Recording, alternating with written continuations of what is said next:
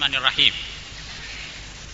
الحمد لله على آلائه حمدا نستوجب المزيد من حبائه، وأصلي وأسلم على سيد أنبيائه وصفوة أصفيائه سيدنا محمد وآله الأطهار وأصحابه الأخيار وكل من سار على إثره واقتفائه. Para hadirin yang mulia, Assalamualaikum warahmatullahi wabarakatuh. Marilah kita mengucapkan syukur sebesar-besarnya kehadirat Allah Subhanahu wa taala yang dengan rahmat dan inayahnya telah mempertemukan kita sekalian di masjid ini dalam acara yang sama seperti tahun yang lalu, dan dengan insya Allah maksud dan niat yang sama seperti tahun-tahun yang lalu. Semua umat Islam yang merasa berhutang budi kepada Rasulullah Sallallahu Alaihi Wasallam, yang menyelamatkan kita dari kesesatan, yang membawa kita ke ambang pintu surga insyaallah, akan tidak lupa sebutan nama beliau dan pengkajian sejarah beliau sedalam-dalamnya. Kian dalam kita mempelajari sejarah beliau, kian kita akan dekat dengan beliau, dan kian kita cinta pada beliau, kian harapan besar kita akan dibangkitkan di hari kiamat bersama beliau. Amin ya rabbal alamin.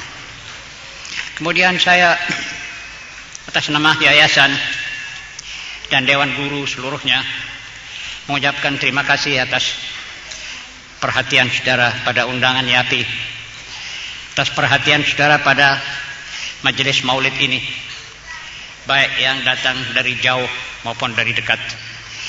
Dan terima kasih pula pada yang menyumbang besar kecil untuk majelis ini, dan mudah-mudahan Allah Subhanahu wa taala tidak menghilangkan pahala niat baik kita semua ini. Amin ya rabbal alamin.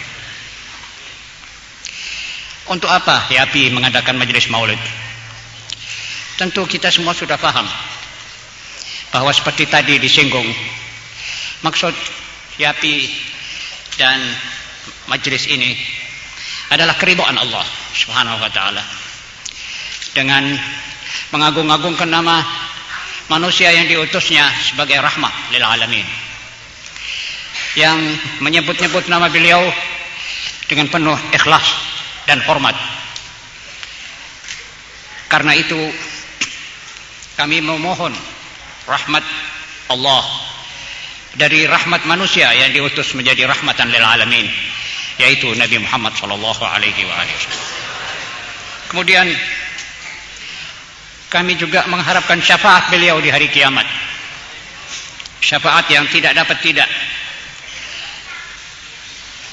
sangat diperlukan, sangat dihajatkan oleh kita umatnya nanti di saat kita di padang mahsyar memerlukan pertolongan, dan Allah telah mengizinkan beliau untuk menolong umatnya dengan memberi syafaat insyaallah. Tujuan ketiga adalah menggalang ukhuwah Islamiyah. Majelis ini dibuka tiap tahun karena YAPI ingin mengulur tangan mahabbah dan ukhuwahnya kepada saudara-saudara sekalian kaum muslimin, tanpa memandang dari golongan apa, asal kita sama-sama mengucapkan syahadat kita sudah bersaudara. Untuk itu saya atas nama YAPI mengharap agar uluran tangan YAPI disambut oleh saudara-saudara sekalian dengan hati yang tulus dan ikhlas. Ma'asyiral muslimin, para ulama dan zu'ama Islam di mana-mana menganggap bahwa abad ini adalah abad kebangkitan Islam. Kita harus menerima itu dan mengharapkan bahwa apa yang diucapkan oleh para ulama dan aulia Allah itu akan menjadi benar dan tepat. Ada pepatah yang mengatakan alsinatun nas aqlamul haq. Lidah-lidah manusia adalah pena-pena kebenaran, pena-pena yang menulis kebenaran. Aqlamul haq.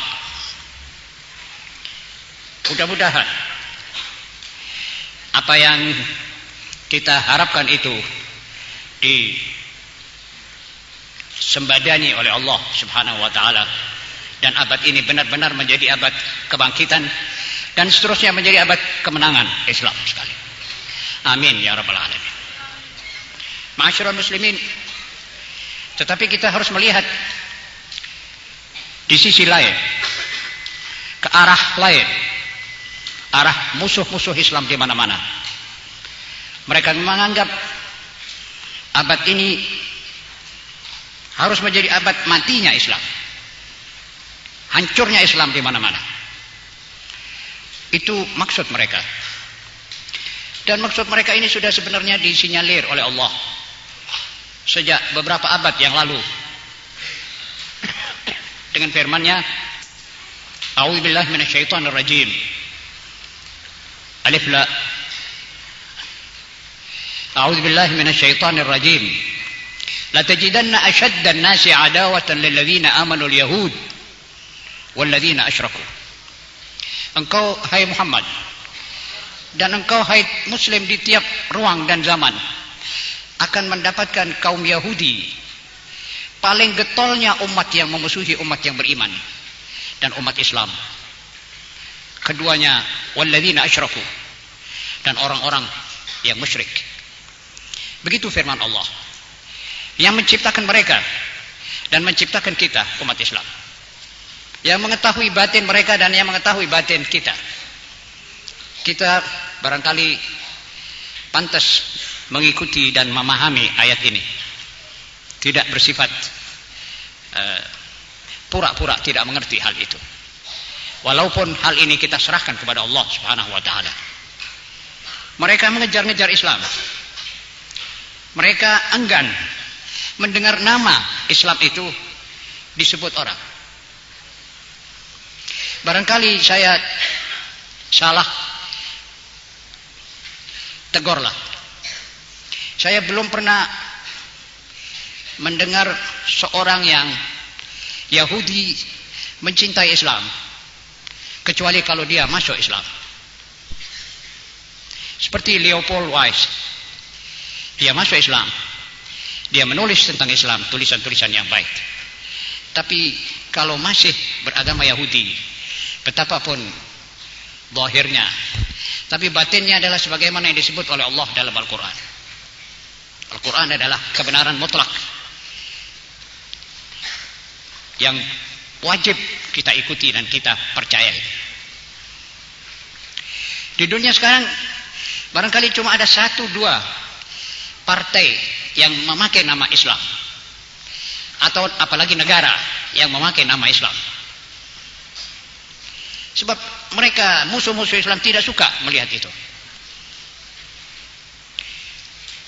Barangkali kalau kita melihat keadaan pun, dunia Islam dan dunia seluruhnya sekarang membenarkan apa yang saya sebut tadi. Kalau kita melihat umat Islam di Palestina, setengah abad mereka terlantar di tengah-tengah gurun Sahara. Tidak rumah, tidak perabot-perabot yang cukup, hanya dalam kemah-kemah PBB yang dibangun di situ. Lawan Islam melakukan segala cara untuk melemahkan Islam, memakai segala sarana untuk memukul Islam, baik ekonomi, kebudayaan, politik, agama. Dan kalau mereka sudah tidak ada jalan lain, mereka akan kejar Islam itu dengan kekuatan fisik dan militer.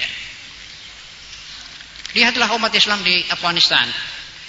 Setelah mereka menang, mengusir musibah dari negeri mereka, musibah komunisme, mereka sudah diambang kemenangan. Begitu mendadak sontak mereka berpecah belah. Mereka saling cakar-cakaran. Afghani yang muslim memakan Afghani yang muslim. Mari kita pindah ke Aljazair. Orang-orang yang berjuang siang dan malam selama 6-7 tahun berturut-turut sudah menang mutlak dalam pemilu. Mereka tiba-tiba diundurkan ke belakang. Dan bukan saja ke belakang, tapi juga di penjara. Tapi juga ada yang dihukum bunuh. Kita pergi ke Kairo, ke Mesir. Berapa minggu yang lalu ada beberapa orang yang dihukum gantung. Mengingatkan kita akan pemerintahan sebelum Anwar Sadat di sana. Kita lihat ke Lebanon Selatan. Umat Islam menang dalam pemilu di sana. Wallahu alam, Anda akan lihat apa hasilnya. Kalau kita lihat Islam di Teluk, setelah 8 tahun perang antara muslim dengan muslim, antara unsur-unsur destruktif dengan unsur-unsur yang mau membangun negara mereka, mereka sekarang terkatung-katung. Yang ada di sana adalah salah satu daripada kekuatan-kekuatan yang membanggakan dirinya dan akan mendominasi dunia ini, akan menjadi atau menempatkan dirinya sebagai polisi dunia. Dan itu sekarang berada di Teluk dengan serba-serbi kekuatannya. Kalau kita lihat di Somal, lihat itu manusia-manusia yang kita lihat saben malam di TV, manusia-manusia yang tinggal tulang belulang saja, dalam keadaan yang betul-betul menyebabkan orang yang paling kejam bisa menangis. Itu terlihat 1,5 juta anak dan manusia diambang kematian karena kelaparan. Bantuan-bantuan yang mesti sampai ke sana dirusak, dihancurkan di tengah jalan. Kita pergi ke Burma, ke Myanmar. Lihat berapa umat Islam yang terbunuh di sana. Yang lari ke Bangladesh, yang semuanya lari hilir mudik. Tidak ketentuan, tidak mempunyai arah yang tentu. Karena mereka tersiksa, teraniaya di negeri mereka sendiri. Dan last but not least, di Bosnia. Kekejaman yang paling buruk dan paling kejam dalam sejarah adalah di Bosnia. Mereka siap melihat orang yang dipotong kepalanya, dipecah kepalanya, diambil otaknya saja. Orang yang mempunyai alat-alat mencungkil mata, perempuan-perempuan yang dibedel perutnya, dan seterusnya dan seterusnya. Kekejaman yang belum pernah dilakukan kecuali oleh orang Yahudi. Dan bagi si Arif akan sudah segera bisa menebak bahwa yang melatar belakangi itu adalah Yahud. La tajidanna ashaddan nasi adawatan lil ladzina amanu al yahud wal ladzina asyraku. Ma'asyiral muslimin, sungguh tidak masuk dalam akal hal-hal seperti begini terjadi di dalam abad yang umat manusia menganggap dirinya sudah modern, sudah biadab, sudah beradab, sudah macam-macam, sudah membela hak manusia, hak asasi manusia.